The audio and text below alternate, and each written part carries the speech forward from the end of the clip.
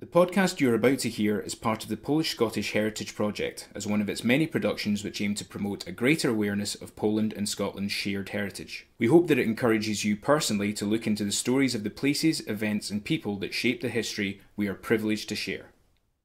Przychodzi wrzesień, 30 roku zaczyna się blitz. September 1930 arrives and the Blitz starts. The Germans are starting to bombard London terribly. My mom, full of fear fueled by fresh memories from Poland, says, "It's terrible what is happening here." My father writes, "Listen, leave London and come to Scotland. It is peaceful and quiet up here. I will rent a room somewhere near my camp and you will be able to live here peacefully."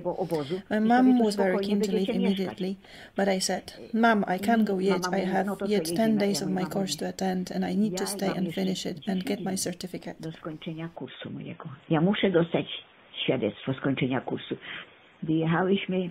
Finally, we are leaving London. I have my papers from the 6-week course, which I managed to finish. Everything is okay. Next day, we found out from the radio that a German bomb exploded just a few meters away from the place we stayed at in London. So my father rented a really nice room with a Catholic family, the Hughes, in Lanark. I was already able to speak English and spoke with Mrs. Hughes. One day I went to visit a friend who also lived in Lanark and was coming home late. It was dark already and it was the end of September. I came home and noticed the doors were open. I said to Mrs. Hughes, "Miss Hughes, your doors are open," and she answered, really surprised. "Yes?" I asked, "Do you not lock it?" And she continued, "I only lock them at about 11 when I go to bed." These were the days when people were honest. Takie były wtedy czasy. Uczciwość. Niedaleko tego Perth i tego Abernethy jest najstarszy uniwersytet Szkocji, St. Andrews. Not far from Perth and Abernethy, there was the oldest Scottish university, St. Andrews University. I thought I needed to go to this university, so I found an English teacher in Perth and I travelled there 2 or 3 times a week. I paid her a few grosze, or rather pounds, that I got from my father, and she taught me English. But how, when my paid hour was drawing to an end, I would pack my books ready to leave and she would say, "Are you in a hurry?" I would answer, "No." Then she said, "Sit down while I prepare some tea." We would then have a conversation, but not such one you would have with a teacher, but a normal, friendly, real conversation. I will never forget this Mrs. Monroe. Wie pan, normalna rozmowa towarzyska, przyjacielska rozmowa z tą panią Monroe. Ja tego nigdy nie zapomnę. Polska marynarka wojenna. Polish Navy soldiers, especially the officers, were told that their English needed to be at the highest level possible in order to understand and respond to orders. The pilots were sometimes speaking Polish between themselves and getting into trouble with the British commanders, who could not understand them. They were told, "No more Polish, just English." Brytyjski miał wielki kłopot, bo powiedział, "No more Polish, tylko English." Pan podporucznik Wiesław Frąckiewicz. Second Lieutenant Wiesław Frąckiewicz, who was then serving in the parachute brigade in 5, started to visit me. He came once, twice, 3 times, and when I moved to St. Andrews, he started coming a lot. We got to know each other very well, fell in love, got engaged, and finally we got married. Żeśmy się lepiej poznali, pokochali, zaręczyli i miałam wychodzić za mąż za wieśka. Otworzyłam wypiek ciastek w domu. I started a home baking business. I had no idea how to bake, but I learned from a friend of mine who could bake a little. The oven I used was very old and my husband painted it as it looked awful, but it baked cakes wonderfully. I made 2 or 3 boxes of cakes and took them to a bar on St. Andrews Square. There was another one in the West End. I went there and asked to speak to the manager. A shop assistant told me the manager, Mr. Banfish or Buns, was not there, but offered to help me. I explained I was starting a home bakery business and I would like to offer the biscuits I had in my box if they could supply me with some of the ingredients, such as sugar or eggs, which were very hard to get then. She said I should leave the box and they would get in touch with me. To ja sobie poradzę na czarnym rynku oczywiście. Się kupowało, później zaraz I ja jestem przygotowana dostarczyć takie ciastka. To proszę to pudełko zostawić. That very evening, Mr. Banfish phoned. Can I speak to Mrs. He struggled to pronounce my name. I said, my first name is Anna. He replied, can I call you Mrs. Anna? I answered, most certainly. Jak najbardziej, Mr. Banks, you can call me Mrs. Anna. Mrs. Anna, your cakes are absolutely delicious. Oh, we would like to have some more as from tomorrow. Too soon. You can have them as early as Friday for the weekend. He promised to supply me with some sugar and eggs that they were getting for the bar, and the rest I would have to organize myself. And I did. Some of it on the black market, especially powdered eggs, as it was extremely difficult to get hold of fresh, normal eggs then. And so the business started, and the years passed. Ruszył biznes. Lata mijały. Poszłam na uniwersytet. Do tak zwanego appointment office i spotkałam taką kierowniczkę, nazywa się Mrs. Butt, B-A-T-T.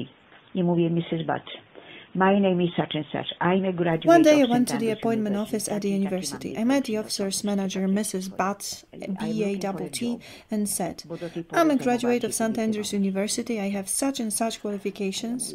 I brought all my certificates with me. I'm looking for a job. So far, I've been supporting myself by cake baking, but I cannot go on with that. I'm tired of baking and I have to find something else.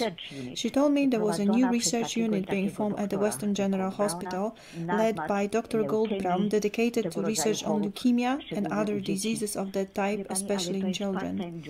She continued, but you know, it is only part-time and they pay 200 per year. I said, per year? That is very little. And she replied, well, it isn't much. I said, I would go home, speak to my husband and phone her back. So I did, and when I phoned her, I said my husband was very much against the idea. She then asked, Mrs. Frąckiewicz, would you do me a favor? I mówię, yes, certainly, Mrs. Butt.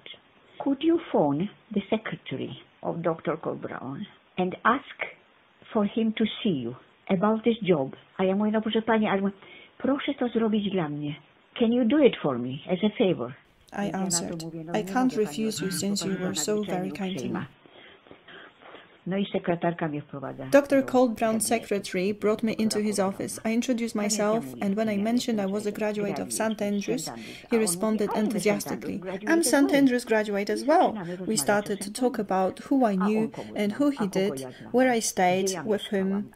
At that he said, I knew that lead lady very well. We talked about everything apart from the job. Finally he said, could you come in on Monday? And it was Wednesday. For another interview? I asked, and he replied, no, to start work. I asked, what am I going to do? And he replied, when you come, I'll tell you. This research unit grew and expanded. When I was retiring, we were almost 100 people.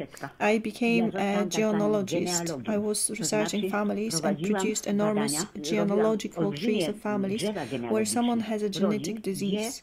This could be Down syndrome, blindness, or Huntington disease, which is a form of paralysis or epilepsy. The purpose of this research was to find out how this disease is being passed through a family, whether it was through women, men, or both. The Medical Research Council was pioneering in this area. It was extremely interesting and absorbing job, so when I was retiring at the age of 61 or 62, I decided I did not want to be one of those pensioners who only watches TV and goes for coffees with neighbors. I needed to do something.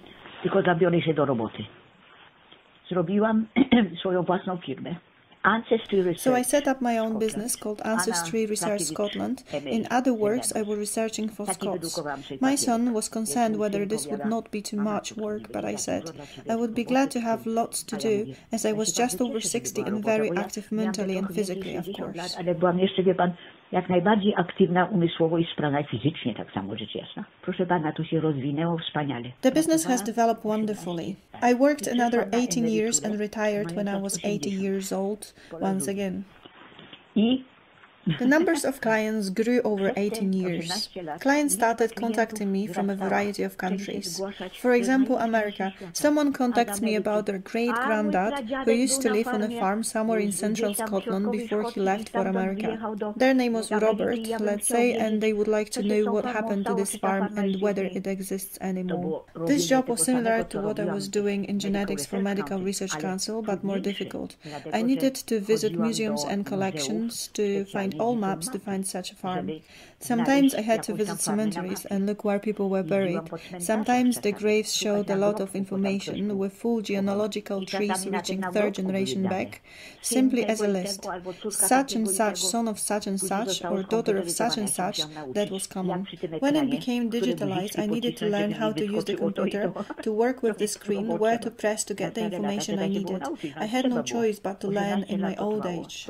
After 18 years, I decided enough is enough. Only then I embarked on writing my memories from St. Andrews, and this book was published in 1994, which is 17 years ago.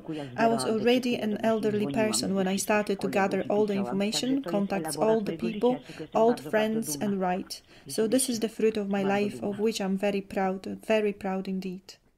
This project would not have been possible without the support of our sponsors, including the Consulate General of the Republic of Poland in Edinburgh, and the enthusiasm and hard work of our project volunteers, for which we are extremely grateful.